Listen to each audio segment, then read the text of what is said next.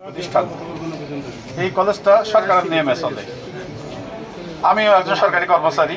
আমার যদি আজকে বিকেলে বদলি হয়, ইনশাল্লাহ নাজমুলের মতো আমি 2 বার আসবো না, আমি কালকে সকাল 7টায় চলে যাব।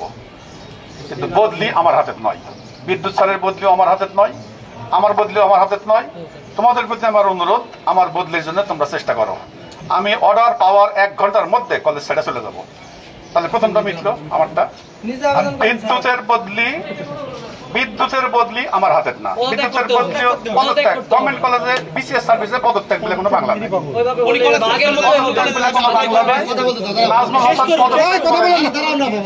নাজমুল হাসান সাহেব পদত্যাগ করেননি, ওনার বদলি হয়েছে। আমারও বদলি হলে আমি সঙ্গে সঙ্গে চলে যাবো। তোমরা আমার বদলির জন্য, বিদ্যুতের বদলির জন্য, আরো যার খুশি বদলির জন্য তোমরা চেষ্টা করো। আর বদলি না হলে আমাদের চাকরিতে পদত্যাগের ব্যবস্থা নাই, কারণ একজন মেজর পদত্যাগ করতে পারেন না, ওনার চাকরি চলে যাওয়া লাগবে কোনো কারণে। একজন ডিসি পদত্যাগ নাই, একজন ওসির পদত্যাগ নাই, তার চাকরি চলে যাওয়া লাগবে, নাহলে বদলি হয়ে যাওয়া লাগবে। সে বদলি আমি হতে চাই না, তোমরা চেষ্টা করে আমাকে বিদায় করে দিও। এটা এক।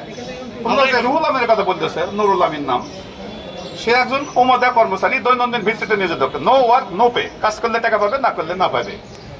তার বিরুদ্ধে কর্মচারীরা অভিযোগ করেছে যে সে কলেজের সমস্ত অফিসিয়াল গোপন তথ্য ফাঁস করে। এটা চাকরির আইনে বিশেষ বড় অপরাধ। এই জন্য তাকে আমি শেষ করে দিই। এই জন্য ভাইস প্রিন্সিপালকে কমিটির হেড করে 3 জন প্রফেসর দ্বারা একটি তদন্ত কমিটি করা হয়।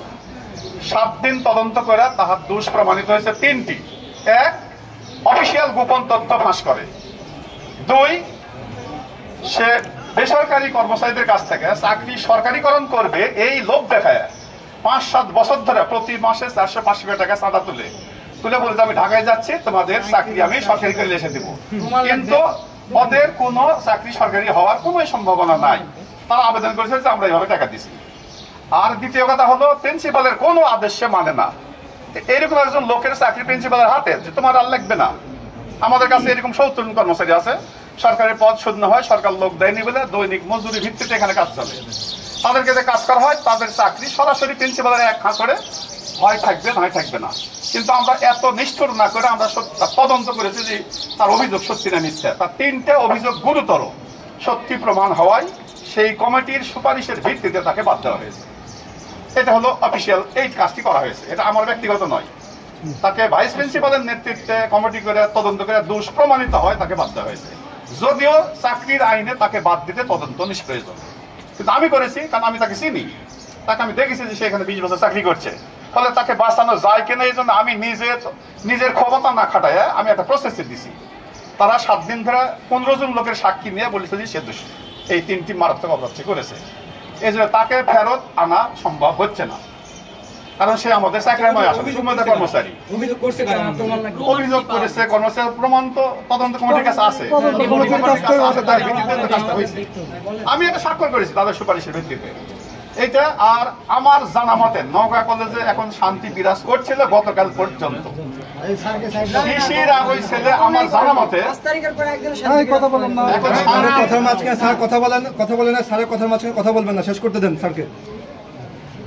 কলেজের শান্তি বলতে এটা তো বাড়ি নয়, এখানে 20,000-এর বেশি ছাত্র আছে। তোমরাই বলো সবাই ভালো নাকি? 20,000 ছাত্র সবাই ভালো, খালি মাস্টার কয়টা খারাপ? ব্যবস্থা তো নিতে হবে। আচ্ছা, ব্যবস্থা যেটা আমার হাতে সেটা আমার নেওয়ার ক্ষমতা আছে, যেটা আমার হাতে নয় সেটা আমি পারবো না। আমার যেটা ক্ষমতার মধ্যে পড়ে সেটা আমি নেব। আপনি কি ব্যবস্থা নিয়েছেন স্যার কালকে ঘটনার পর? কালকে ঘটনার পর আমি ব্যবস্থা নিয়েছি যে কলেজের ভিতরে 2 জন বহিরাগত, আমি এইটুক দেখতে পাইছি যে ওইখানে একটা জটলা হচ্ছে। একজন ছেলে আমি চিনি না, ওকে আমি আগে কখনো দেখিনি। কালকে যারা মারামারি করেছে আমি তাকে আগে কখনো দেখিনি। আমি 20,000-এর মধ্যে একজন ছাত্রকে দেখিনি, এটা সোজা। কিন্তু আমি প্রিন্সিপাল, আমাকে দেখেনি, এটা কিন্তু অসম্ভব। আমি সেটা বলিনি। ওই ছেলেটা আমাকেও দেখেনি জীবনে, এটা কিন্তু অসম্ভব। আমি দেখিনি, এটা হতে পারে, কারণ ছাত্র 20,000, আমি একজন লোক সবাইকে দেখিনি। কিন্তু আমি প্রিন্সিপাল একটা, আমাকে সে কোনোদিন দেখেনি, এটা হতে পারে না। যাই হোক, আমি দেখলাম যে ওখানে একটা জটলা হচ্ছে। আমি এখানে আমার এক মিস্ত্রি কাজ করছে, আমরা ওখানে দাঁড়ায় আছি, 3 জন শিক্ষক, 3-4 জন পিয়ন, আরো কিছু ছাত্রছাত্রী দাঁড়ায় আছে। আমরা নিজেদের মধ্যে গল্প করছি। তা আমি শুনেছি, আমি ওখানে কখনোই যাইনি, আমি শুনেছি যে ওই ছেলে বেল্ট বা খুলে দিয়া ওই 4-5 জন ছেলেকে মারা শুরু করছে। এদের গন্ডগোল হচ্ছে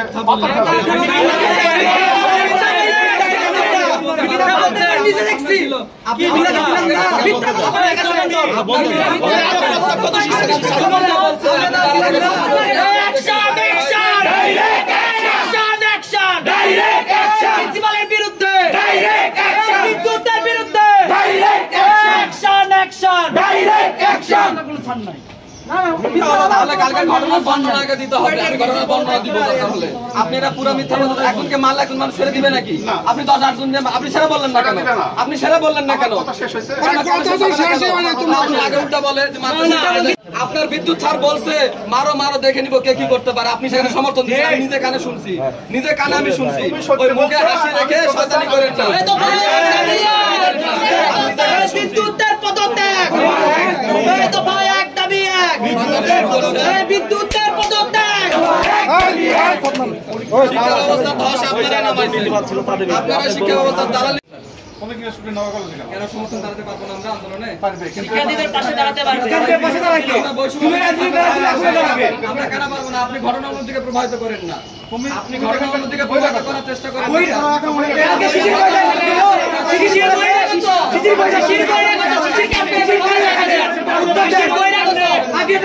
শিক্ষার্থীদের